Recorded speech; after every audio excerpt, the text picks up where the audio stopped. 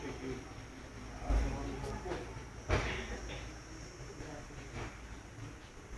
એમને આપણું જીવન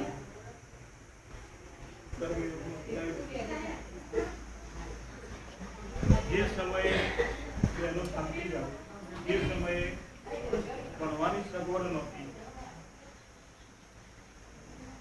અમારા મા બાપા પાસે પૈસા નહોતા, એ વખતે એમણે વડનગરમાં છાત્રાલય ખોલ્યું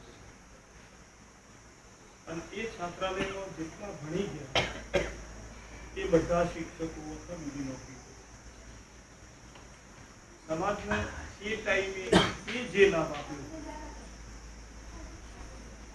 એ આપણે જે થોડું પ્રેમ દેખાય છે એ પેઢી હાલ થયું છે. જ્યારે કોઈ સગવડ નહોતી, જ્યારે ક્યાંય હાઈસ્કૂલો નહોતી, એ વખતે એમણે આ પૂર્ણ શાળી શરૂ કર્યું. એનો લાભ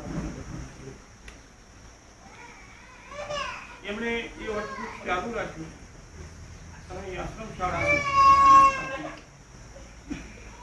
શાળામાં કેટલાક છોકરા ભણ્યા છે, કેટલાક નોકરી પણ કરી ગયા છે.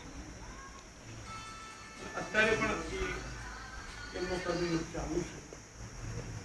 એટલે એમને તો જીવન સફળ બનાવી દીધું, સમાજને પણ ઉપયોગી થઈ પડે.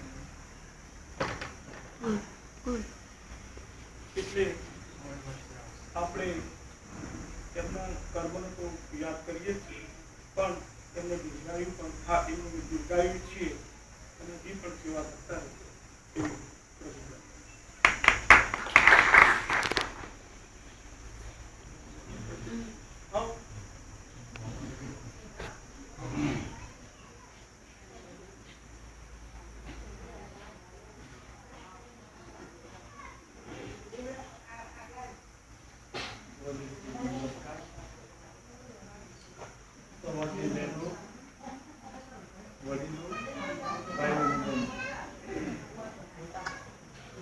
જ્યારે આપણી કોમ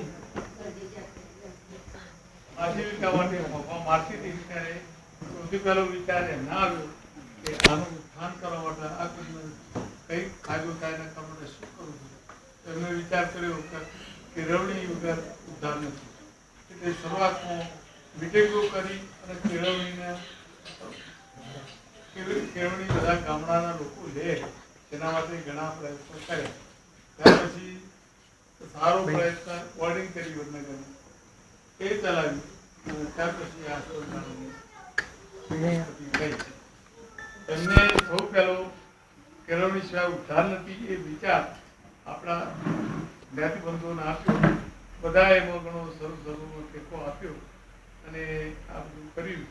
હવે બધા પોતપોતાની રીતે કરી શકે. તેનું કારણ છે કે હવે કેળવણીનો વ્યાપ વધ્યો છે. હવે બધી જ જગ્યાએ હાઈસ્કૂલો હતી. ત્યારે તો હાઈસ્કૂલો બહુ ઘણી ગાંધી આખા જિલ્લામાં કદાચ 2-4 હોય, કોઈ જગ્યાએ ગવર્મેન્ટ હાઈસ્કૂલ હોય, એટલે ભણવાની કોઈ સગવડો જ નથી. આજે દરેક જગ્યાએ નાના ગામડે પણ હાઈસ્કૂલો થઈ છે. એટલે જે જરૂરિયાત એ વખતે હતી એ હવે જરૂર નથી. પણ હવે બધા લોકો જાગૃત થયા છે. શરૂઆતમાં વધુ આપણી જાતમાં કોઈ અધિકારી થાય તો મોટે ભાગે ગુજરાતી શિક્ષક થાય. ગુજરાતી શિક્ષકો થઈ એટલું ઘણા ભણતા હતા. હવે તો આપણી કોમના ઘણા ડોક્ટરો છે, એન્જિનિયરો છે, પછી હાઈસ્કૂલોમાં ઘણા સાહેબો છે અને કોઈ કહેવું પડે નહીં એટલા જાગૃત છે. એટલે કેળવણી વગર ઉદ્ધાર નથી એ પહેલો વિચાર અમની પાસે આવેલો અને અમને જેટલી બને એટલી સેવા કરી અને આ સંસ્થા ઊભી કરી. એમને તો અત્યાર સુધી બસ આપણી જાતો કેવી રીતે પ્રગતિ થાય એમનાથી બનતા બધા વિચારો કર્યા. સરકારી મિત્રોની આગેવાનો સહાય લઈને કર્યું. હવે આપણે બધાએ પોતાના બાળકોને ભણાવવાના અને આપણો છોકરો પાછળ ના રહે એના માટે તકલીફ પેઠીને પણ તમારે બાળકોને ભણાવવા. છોકરીઓનો એ તો સરકાર પણ એની પાસે છોકરાઓ તો છોકરીઓ ભણે છે. એ 2 ઘરને ઉચારી અને સાસરીનું કલ્યાણ કરે, એના બાળકોને કેળવી અને પિયરને તો છોકરી સારું કરતી હોય તો જસ મળે જ. એટલે બંને કુટુંબને તારણા કરનાર એના બાળકોનો સારા નાગરિકો બનાવવાનું કામ જાણી કરી શકીએ. પેલા આપણે તમારી દીકરીઓને ખાલી તમે મજૂરી કરાવે સિવાય મહેનત કરી પણ ભણાવો એ જ કરવાનું છે. ભગવાન એમના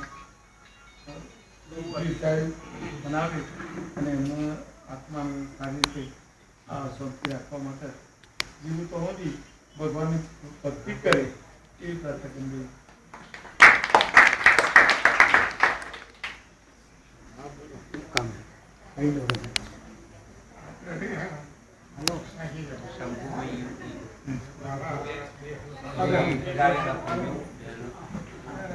એમનો પરિચય આપો ને તો વર્ષો જૂનો અમારો પરિચય.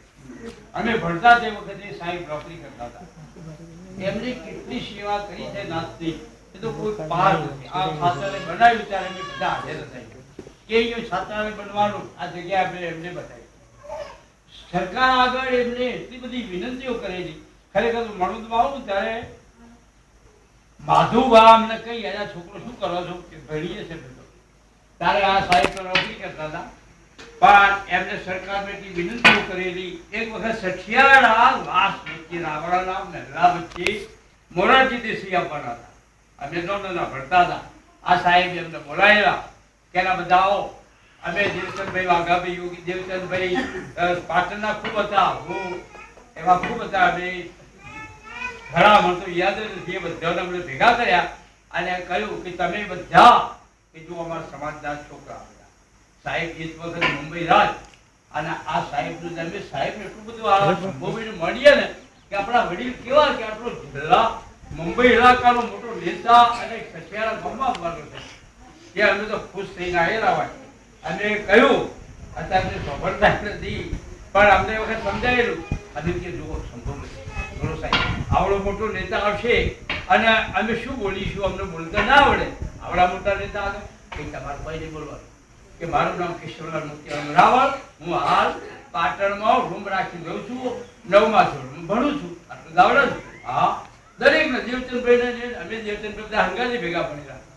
આવું બધું સમજાય અને આવડા નેતાઓ આગળ કેટલી વિનંતી કરી એમણે ઘણી મહેનત કરી છે એ વખત અમને ખબર નહીં. આવડી મોટું સરસ છાત્રાલય બન્યું એ ઉપરાંત એમની ઘણી સેવાઓ છે કે જેને ગણી ના શકાય.